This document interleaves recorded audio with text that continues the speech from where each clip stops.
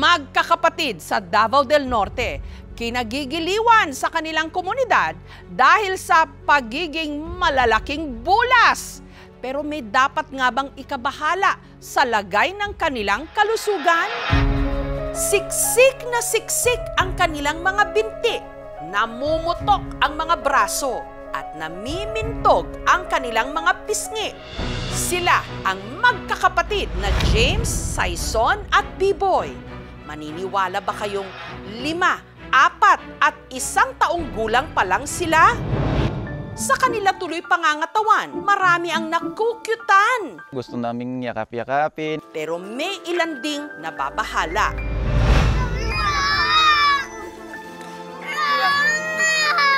Mari og bayaan dan ma'am iyan nagintug maka puon bag intug aksyon ang bag pug tugngang iyan kandan intug puon iyan bag. Ang kanilang katabaan, senyales ba na sila'y malusog o meron silang mabigat na problema? Timbangin natin ang kalagayan ng magkakapatid. Dito sa kabundukan ng Talaingot sa Davao del Norte, nakatira ang mag-anak. Ang panganay sa 3 magkakapatid, si James, 5 taong gulang. Pero ang kanyang timbang umabot na ng 23 kilos. Halos simbigat ng kalahating sako ng bigas. Pero ang nakababata niyang kapatid na si Saison, mas hebigat pa. 4 na taong gulang lang, pero 24 kilos na. Humahabol naman sa kanyang mga kuya ang bunsong si B-Boy na mapagkakamalang Big Boy kahit 1 taong gulang pa lang. Ang kanyang timbang, 16 kilos na.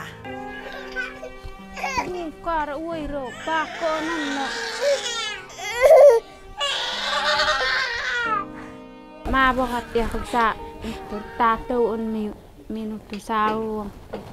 Sanya ka ko abot ni James no ka nakaniran habot ni James sa ini.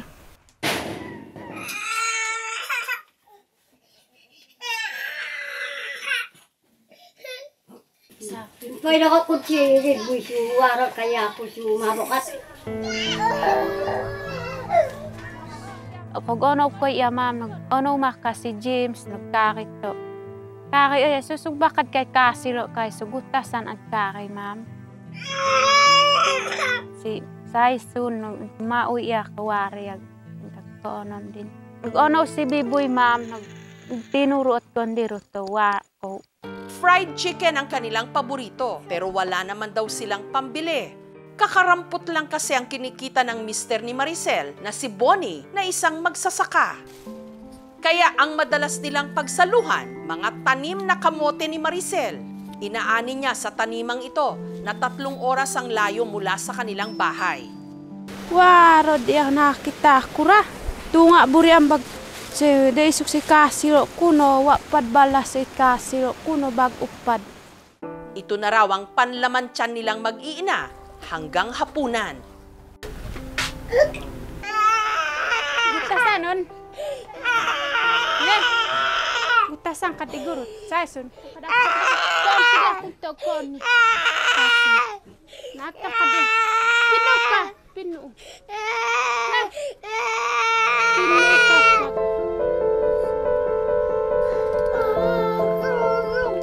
Marayo. Usay ko dagdakol iya ma'am. O ko ing tabaw diyan bagday sa taton bukag ko ubos ni James. Si Saison no daruan buok kanto nada mo inyong bag sa ini. Si B-Boy sa mabuk yang ko ubos diyan. Pero si Saison nabitin, kaya inagaw niya ang kamote na nasa plato ng kanyang ina.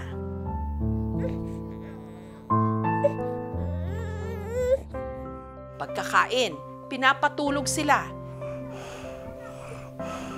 Iro ko iya ma'am, kung usay makapanganoy kunog kariyan at ayag. Iro ka at kari. Nung pa, kuang ko at unan, basta ko skrig mo ko iro ko iwat ko doon.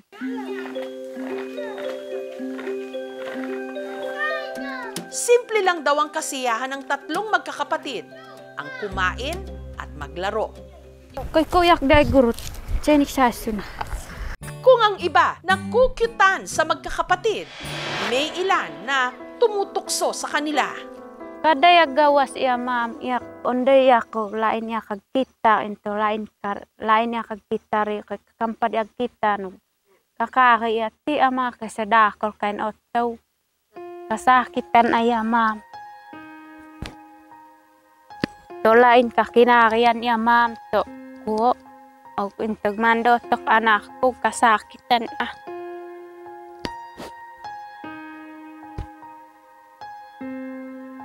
Kanya ma'am, og kalain aya ma'am so po nakunaw na ato. May bato noing ya ka anak ko ma'am. Na kako ang kunaw na kuto. May bato intog sabo dog ngotik anak ko. Intog mandoot terus isingan. Normal naman daw nung ipinanganak ni Maricel ang kanyang mga anak. Kasi nga atog dadako kakay ma'am kaintog kuon na anto di atog kuon daron bulan nag-isayson ma'am ingdo di ka pag ko-authority sayson no ingdo gyapon ya ka pag ko-autorin iyan ginay na yan nagdakos kan din. Hinala ni Maricel, nasa lahi raw talaga nila ito. Ang kanya kasing kuya, malaking bulas din. Ang pinangangambahan lang ni Maricel, baka mamana rin ng mga anak ang sakit ng kanilang tiyuhin, gaya ng high blood, na siyang itinuturo nilang dahilan kung bakit ang kuya ni Maricel namatay noong 2021. Og po man iya ma'am, og kakaw iya ma'am, so basi ko ampa kagkuing to kakoy kuno.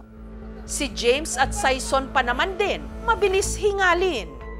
Og pala ako iaskandan ma'am, pero may naikandan, no, intog mari og bayaan dan ma'am, iyan intog maka kuon bag intog aksyon ang bag pug. Napapansin din daw ni Maricel na si Saison madalas mangalay kahit nakaupo lang. Kurban aman iya ma'am, so makunaw na ma'am. Manong kubad si anak ko nuk mandararo, so wa man iya kasari kang kubag ma'am. Nawapad pa masay ko ma'am. Nawapad ondio ut hospital. Gusto ko yung bag ma'am kasi kamo anak ko kunaw na ko ya ma'am to. Og no koy buad kag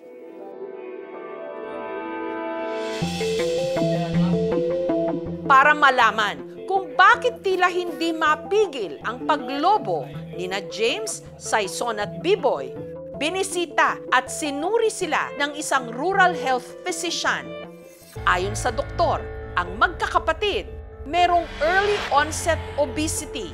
Ibig sabihin, sobra-sobra ang kanilang timbang para sa kanilang edad. Si James po ay 23 kilograms. Ang normal po na timbang niya ay dapat 12.8 to 17.7 lamang po. Si Saison naman po na 3 years old, ang timbang niya po ay 24 kilograms. Na dapat ang timbang niya ay nasa 11.6 to 16.2 lamang po yung normal. Si Biboy po na 1 year old, ang timbang niya po ay 10.5 na dapat ay nasa 8.8 to 12.3 lamang po. Maraming factors. Ang kinakain lang naman ng mag-ina ay kamuting kahoy, kamote at minsan yung gabi. At yun po ay napakataas po ng carbohydrates. Nabanggit po nila, yung tito daw po nila, sobrang malaking mga bata. So, posible din po genetic. Pag medyo obese tayo, pwede po tayo magkasakit sa puso. Talaga may tinatawag na child hunger in the Philippines. Mga 27% ito.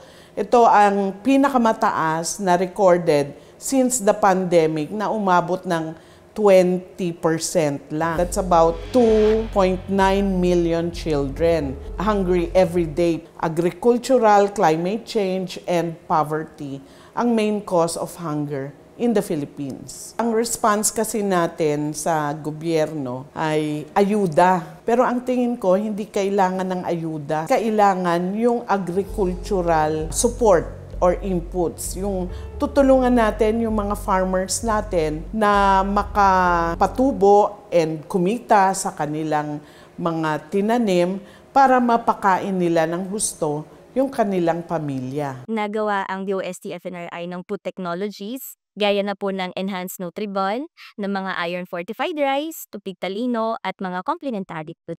Para matulungan ang mga bata, ang local government unit ng Talaingod nagbigay ng groceries, homeware supplies at bigas.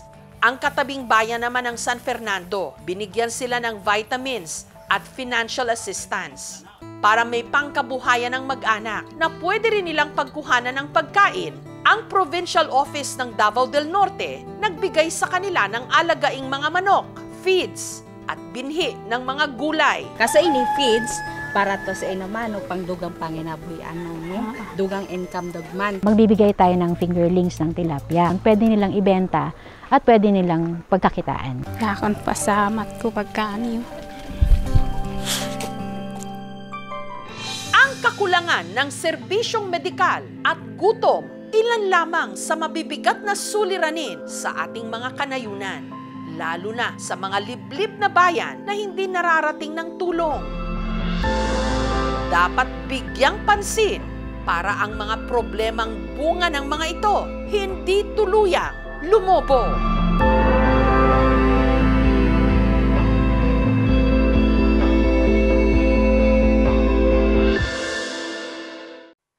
Thank you for watching, mga kapuso. Kung nagustuhan niyo po ang videong ito, subscribe na sa GMA Public Affairs YouTube channel.